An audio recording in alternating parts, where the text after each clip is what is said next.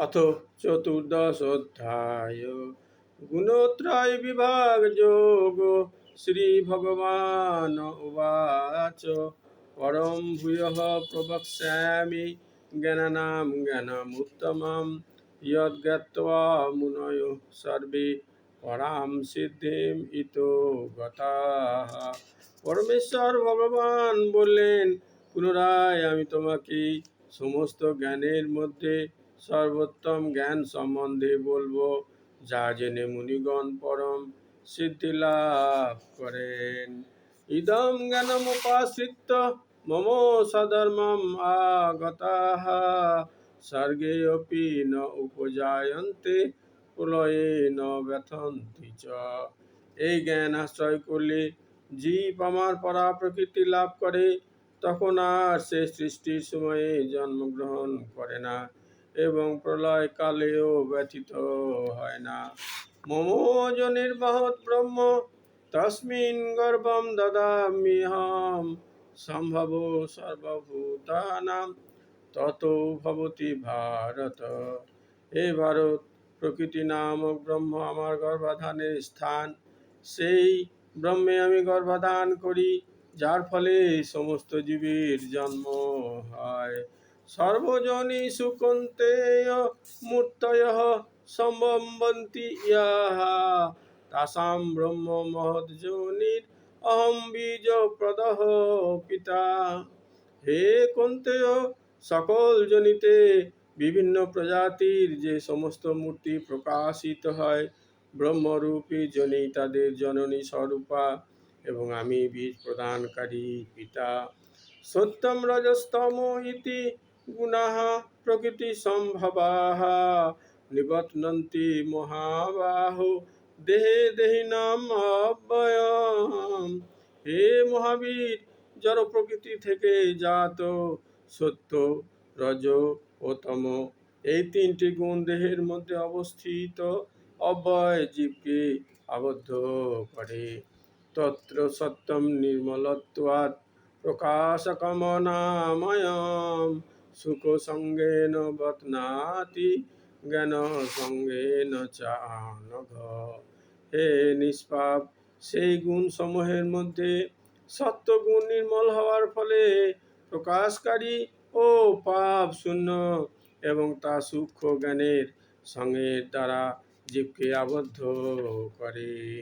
রজো রাগাত্মকম বিদ্ধি তৃষ্ণা সঙ্গ সমুদ্ভবম তন্নিবধ্নাতি কৌন্তেয় কর্ম সঙ্গেন দেহিনাম। হে কৌন্তেয়, রজগুণ অনুরাগাত্মক এবং তা তৃষ্ণা ও আসক্তি থেকে উৎপন্ন বলে জানবে, এবং সেই রজগুণী জীবকে সকাম কর্মে সঙ্গের দ্বারা আবদ্ধ করে। তমস্তজ্ঞানজম বিদ্ধি মোহনম সর্বদেহিনাম প্রমাদালস্য নিদ্রাভিস তন্নিবধ্নাতি ভারত।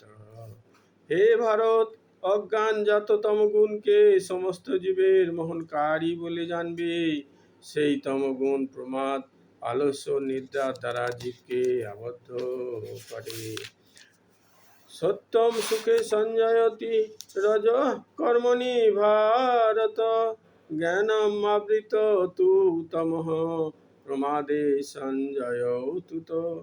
হে ভারত, এটি বলা হয় যে সত্যগুণ জীবকে সুখে আবদ্ধ করে, রজগুণ জীবকে সকাম কর্মে আবদ্ধ করে, এবং তমগুণ প্রমাদে আবদ্ধ করে। রজস্তমশ্চাভিভূয় সত্যম ভবতি ভারত রজ সত্যম তমশ্চৈব তমঃ সত্যম রজস্তথা।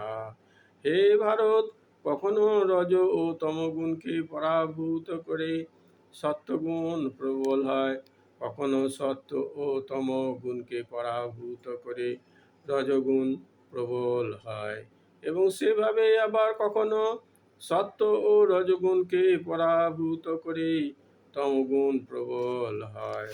সর্বদারেষু দেহিন অস্মিন প্রকাশ উপজায়তে জ্ঞানম যদা তদা বিদ্যাৎ বিবৃতম সত্যমিতি উত। যখন এই দেহের সব কয়টি দ্বারে জ্ঞানের প্রকাশ হয়, তখন সত্যগুণ বর্ধিত হয়েছে বলে জানবে। লোভ প্রবৃত্তারম্ভ কর্মণাম স্পৃহা রজস্ব এতানি জায়ন্তে বিবৃদে ভরতর্ষভ। হে ভরতর্ষভ, রজগুণ বর্ধিত হলে লোভ প্রবৃত্তি, কর্মে উদ্যম ও দুর্দমনীয় স্পৃহা বৃদ্ধি পায়। অপ্রকাশ্য অপ্রবৃত্তিশ্চ প্রমাদমোহ এব চ তমস্যে এতানি জায়ন্তে বিবৃধে কুরুনন্দন। হে কুরুনন্দন, তমগুণ বর্ধিত হলে অজ্ঞান, অন্ধকার, নিষ্ক্রিয়তা, প্রমাদ, মোহ উৎপন্ন হয়।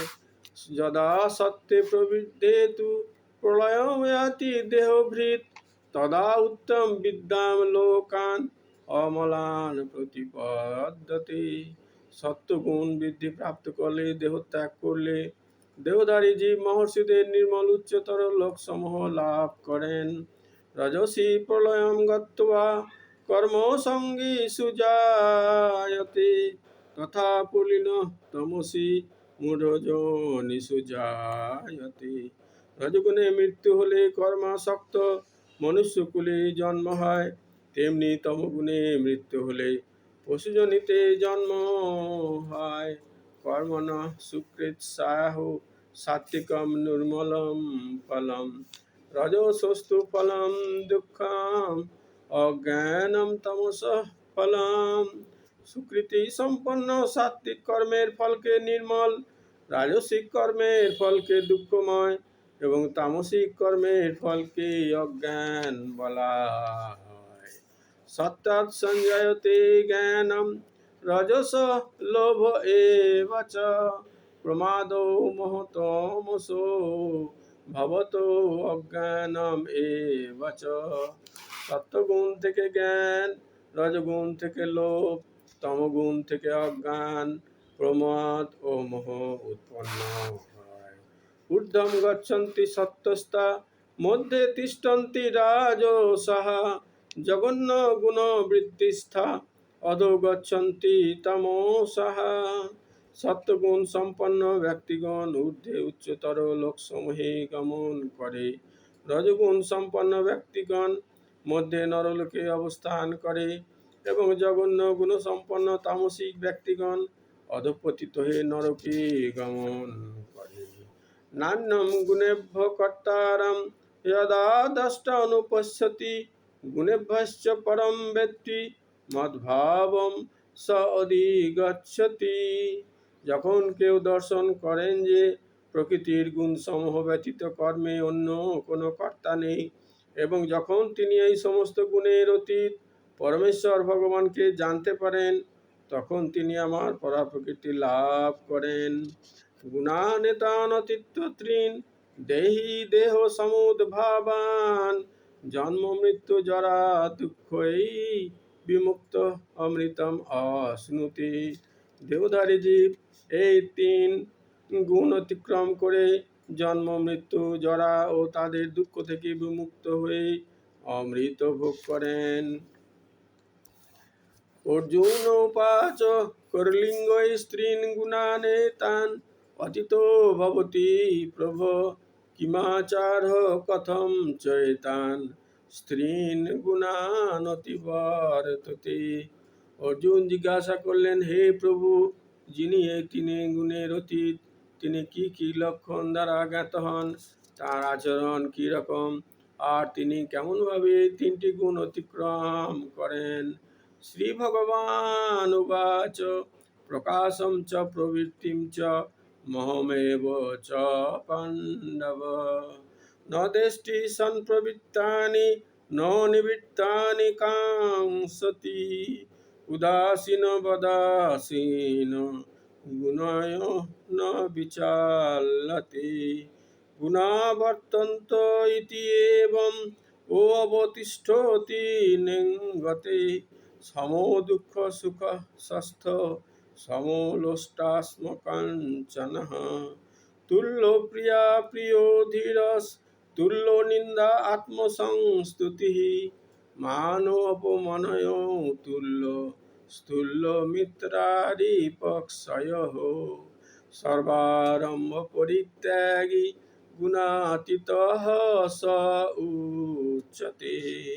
পরমেশ্বর ভগবান বললেন, হে পাণ্ডব, যিনি প্রকাশ, প্রবৃত্তি ও মোহ আবির্ভূত হলে দেশ করেন না এবং সেগুলি নিবৃত্ত হলেও আকাঙ্ক্ষা করেন না, যিনি উদাসীনের মতো অবস্থিত থেকে গুণসমূহের দ্বারা বিচলিত হন না, কিন্তু গুণসমূহ স্বীয় কার্যে প্রবৃত্ত হয়, এভাবে যিনি অবস্থান করেন এবং তার দ্বারা চঞ্চলতা প্রাপ্ত হন না, যিনি আত্মস্বরূপে অবস্থিত এবং সুখ ও দুঃখে সমভাবাপন্ন, যিনি মাটির ঢেলা, পাথর ও স্বর্ণে সমদৃষ্টি সম্পন্ন, যিনি প্রিয় অপ্রিয় বিষয়ে সমভাবাপন্ন, যিনি ধৈর্যশীল এবং নিন্দা, স্তুতি, মান ও অপমানে সমভাবাপন্ন, যিনি শত্রু মিত্র ভয়ের প্রতি সমভাবাপন্ন এবং যিনি সমস্ত কর্মোদ্যম পরিত্যাগ করেন, তিনি গুণাতীত বলে কথিত